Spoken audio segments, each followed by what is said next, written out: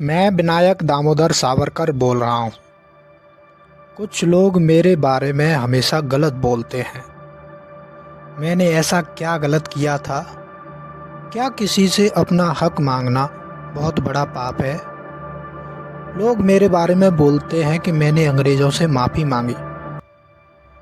दोस्तों, आप लोग ही ये बात मुझे बताओ, क्या उस जेल में इतने भयंकर अत्याचार जो किसी भी इंसान को अपने जीवन त्यागने पर मजबूर कर दे, उसके बारे में ब्रिटिश सरकार को बताना और जो बंदी पर सही मायने में दंड होता है उसके बारे में बताना कोई अपराध है?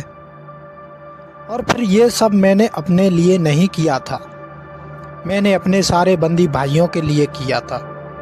मैं इस वीडियो की श्रृंखला में बताऊंगा कि कैसे थे वो दिन। मेरी इस कहानी को सुनने के बाद आप ही फैसला करना कि क्या मैंने गलत किया। पिछले पार्ट में मैंने अपने चश्मे की नीलामी के बारे में बताया था। आपको इस पार्ट में मैं थाने की जेल से काले पानी तक के सफ़र के बारे में बताऊंगा और बताऊंगा कि कैसे सिपाहियों ने जहाज पर कैदियों को बारी बाबा की कहानियां सुना सुनाकर डरा धमका कर रखा था। तो चलिए दोस्तों, शुरुआत करते हैं। मैं अपनी कोठरी के पास अपना सामान लेकर तैयार खड़ा था। जो बंदी अंडमान जाने वाले थे, सारे बंदियों की टोली एक लाइन में बेड़िया झंझनाती हुई चली। जो भी रास्ते में मिल रहा था उससे चलो भैया काले पानी और राम राम कहते आगे बढ़े चले गए। सारे बंदियों की टोली स्टेशन की तरफ पैदल ही निकल गई, लेकिन मुझे नहीं जाने दिया। मैं सोच में पड़ गया कि मुझे रोका क्यों गया है। इतने में एक कार आई, उसमें से दो हट्टे कट्टे अंग्रेज निकले और फिर मुझे अंदर बैठाया गया। लोगों को पता चल गया था कि आज मुझे काला पानी ले जाया जा रहा है, इसलिए मुझे देखने के लिए लोगों की भीड़ लग गई थी। अंग्रेज़ों के मन में डर था कि कहीं हमारे साथी मुझे आकर यहाँ से छुड़ा न ले जाएं, क्योंकि मैंने पहले भी अंग्रेज़ों के चंगुल से भागने की कोशिश की थी। ये सब जब और बंदियों ने देखा तो उनके मन में मेरे लिए सम्मान और बढ़ गया। वो एक दूसरे से कहते हैं, अरे भैया वो तो राजा हैं, राजा, उनके लिए तो सरकार स्पेशल कार भेजी है। वो हमारी तुम्हारी तरह थोड़े ही है जो पैर घसीटते हुए स्टेशन पर आएंगे। जब अंग्रेज अधिकारी मेरे प्रति इतना आदर सम्मान करते हुए किसी को देखते तो वो उनकी नज़रों में मेरी इज्जत कम करना चाहते थे, पर इस चीज़ से मेरा सम्मान और बढ़ता चला गया। स्टेशन पे आते ही मुझे एक अलग डिब्बा दिया गया। मैं बेड़ियों में तो पहले ही जकड़ा हुआ था, इसके बावजूद भी अंग्रेज़ों ने मेरे साथ एक पहलवान जैसा हट्टा कट्टा दिखने वाला अंग्रेज़ अधिकारी और कर दिया, और उसे भी मेरे साथ ही हथकड़ी पहना दी गई। इतना ही नहीं, उसने मेरा दूसरा हाथ भी कसकर पकड़ा हुआ था। जब मुझे अपनी धोती खोसनी होती तो उसी के हाथों से खोसनी पड़ती। उसके हाथ मेरे हाथ से बंधे होने के कारण शौच, लघुशंका जैसे घिनौने काम भी उसी के सामने करने पड़ते। अब मद्रास आ गया था। रेल से उतरते ही मुझे और बंदियों से अलग करके पहरे में रखा गया। मेरे साथ जो अंग्रेज अधिकारी थे उन्होंने मेरी मार्शलिस की कहानी सुनी हुई थी, तो उन्हें लगता था कि मैं बहुत तंग करूंगा। लेकिन ठाणे से मद्रास तक पूरे रास्ते में मैंने ऐसा कोई काम नहीं किया। इससे उन अधिकारियों के तन बदन में आग लग गई। उस समय मद्रास के कलेक्टर असे की हत्या हो गई थी, तो अधिकारियों को शक था कि ये काम किसी अभिनव भारत पार्टी के नेता ने किया है। जब मुझे अंडमान ले जाने की व्यवस्था की जा रही थी तब मुझे सच में ही नहीं पता था कि अभिनव भारत पार्टी के उपाध्यक्ष श्री अय्यर हिंदुस्तान में आए हैं। उनकी असमय मौत होने से पूरा हिंदुस्तान शोक में डूबा हुआ था। श्री अय्यर जी यूरोप में तरह तरह के वेश बदल कर रहते थे। उनके सर पर गंभीर आरोपों के वारंट होने के बावजूद भी हिंदुस्तान में पांडुचेरी तक आ पहुंचे थे। पुलिस अधिकारियों में ये बात फैली हुई थी कि किसी ब्राह्मण ने तूतीकोरन के कलेक्टर की गोली मारकर हत्या कर दिया। उस समय मुझे ये पता नहीं था कि श्री अय्यर साहब वापस लौट आए हैं कि नहीं। मद्रास के कलेक्टर की हत्या से मुझे भी लगा कि पक्का ये काम किसी अभिनव भारत के नेता ने ही किया है, लेकिन मुझे इसके बारे में कोई जानकारी नहीं थी। उधर समुद्र में पानी का जहाज महाराजा आया हुआ था। सारे बंदियों को बड़ी सी नाव में भेज दिया गया। एक मैं ही अकेला बचा था। मेरे लिए एक छोटी सी नाव मंगाई गई। मेरे साथ जो अधिकारी बैठे हुए थे उन्होंने मुझे बातों बातों में उलझाना चाहा और मुझसे पूछने लगे, राव साहब आपको क्या लगता है किसने किया होगा? मैंने कहा, मुझे भला कैसे पता होगा, मैं आप लोगों की निगरानी में जेल में हमेशा पड़ा रहता हूँ। वो लोग चाहते थे कि मैं मद्रास के किसी क्रांतिकारी का नाम लूँ। फिर बाद में वे अधिकारी भी समझ गए कि ये बातों में नहीं आने वाला। अब हम लोग महाराजा जहाज पर आ गए थे।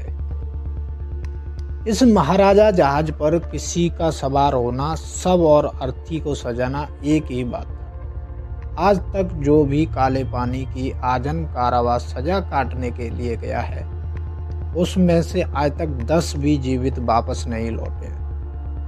18 से 20 साल के नौजवानों को इस जहाज पर चढ़ते ही 80 साल के बूढ़े इंसान की तरह मुर्दनी छा जाती। मुझे इस जहाज के एक बड़े से लोहे के पिंजरे के पास ले जाया गया। उसमें सारे कैदियों को भरा गया और फिर बाद में मुझे भी उसी पिंजरे में डाल दिया गया। ब्रांकाइटिस रोग होने से मुझे किसी भी जरा सी तंग जगह पर सांस लेने में मुश्किल हो जाती, छाती में दर्द होने लगता। मैंने उस अधिकारी को बताया जो मेरे साथ हथकड़ी में बंधा था। उसने वहां जहाज पर मौजूद डॉक्टर को बताया तो डॉक्टर ने कहा, फिलहाल तो आप वहीं रहो, जब आपको कोई दिक्कत होगी तो बाद में देखा जाएगा। और विशेष सुविधा के तौर पर मेरे लिए जहाज के एक कोने में बिछौना किया गया। जहाज की सीटी बजी और हिचकोले खाकर जहाज चल पड़ा। हम में से कुछ कैदी किनारा देखकर रोने लगे, कहने लगे, घर छूट गया भैया, काला पानी लग गया, अब वापस नहीं आएंगे। उनमें से कुछ छटे हुए बदमाश खड़े होकर बोले, अरे भैया हमारी तुम्हारी तो बात छोड़ो, ये देखो बालिस्टर साहब, इन्हें तो अंग्रेज अधिकारी भी टोपी उतार कर प्रणाम करते हैं। इनके दुख के आगे हमारा दुख क्या है? इन्हें तो 50 साल का दंड मिला है। जब उन लोगों ने मेरे बारे में सुना तो सारे के सारे शांत हो गए। धीरे धीरे अब रात होने लगी। सारे बंदी इधर उधर लुढ़कने लगे। मैं एक कोने में जाकर बैठ गया। वहाँ पर जैसे ही मैंने सांस ली तो नाक बदबू के मारे सड़ने लगी। जब मैंने ये देखा कि ये बदबू कहाँ से आ रही है तो पता चला कि वो बदबू सामने रखे पीपे से आ रही थी। रात में सारे बंदियों को सोच इसी पीपे में करनी थी। तभी एक कैदी ने कहा, दादा आप इधर आ जाइए, मैं उधर आ जाता हूँ, हम लोग तो इसके आदी हो चुके हैं। मैंने कहा, मैं क्यों तुम्हें इस कष्ट में धकेलूं, अब मुझे भी इन सब चीज़ों का आदी होना पड़ेगा। रात में एक के बाद एक कैदी उस पीपे पर सोच करने लगे। मैंने वैसे ही सोने का नाटक किया जिससे उन बंदियों को सोच करने में संकोच न हो। धीरे धीरे रात कटी और सुबह हो गई। हम सभी बंदियों को उस जहाज पर खाने के लिए सिर्फ चने मिलते थे। जब कोई कैदी ज़्यादा हल्ला गुल्ला करता तो सिपाही उसे बारी बाबा की कहानी सुनाते। सिपाही चिल्लाकर बोलते, अबे तू रुक, तुझे बहुत बदमाशी चढ़ी हुई है। एक बार बारी बाबा को देख लिया ना, तेरी धोती ढीली हो जाएगी।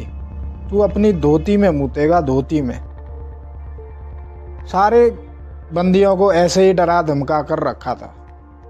जहाज अब अंडमान के बंदरगाह पर आकर खड़ा हो गया था। मैं अब जहाज पर खड़ा होकर इधर उधर नजरें दौड़ाने लगा था।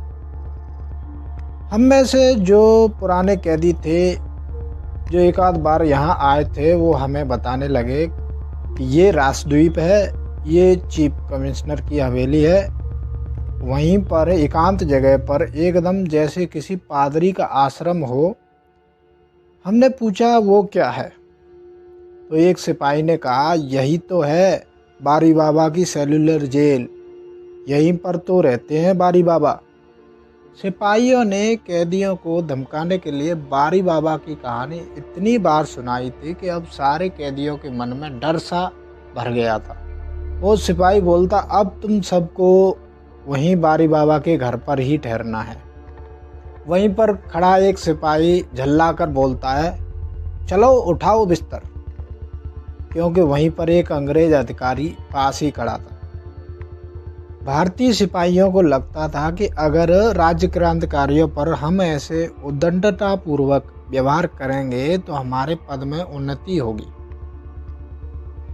मैंने अपना बिस्तर उठाया और जेल की तरफ चल दिया। जैसे ही मैंने दरवाजे के अंदर पैर रखा, वैसे ही दो गोरे सार्जेंट आए और उन्होंने मुझे पकड़ रखा था। इतने में आवाज़ आई कि बारी साहब आता है।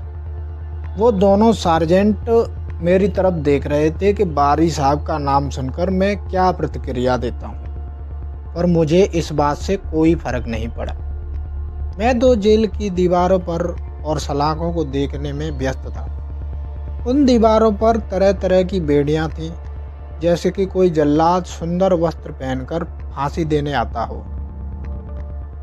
वो दोनों सार्जेंट टकटकी बांधकर मुझे देखने लगे और मैं भी उनकी ओर देख रहा था। मेरी आंखें गुस्से से लाल हो चुकी थी। मेरे कानों में पैरों के खटखट की आवाज़ आने लगी। मैंने पीछे मुड़कर देखा तो एक मोटा तगड़ा सांड जैसा आदमी हाथ में सोटा लिए हुए मुझे घूर रहा था। तो यही है बारी साहब। मेरी नज़र जैसे ही उस पर पड़ी तो उसने उन दोनों सार्जेंटों से बोला, leave him, he is not a tiger. छोड़ दो इसे, ये कोई बाघ नहीं है। और मेरे पास आकर बोला, well are you the man who tried to escape at Marseilles. तुम ही वो आदमी हो जिसने मार्सेलिस से भागने का प्रयास किया था। मैंने भी थोड़े ऊंचे स्वर में बोला, यस, वाई।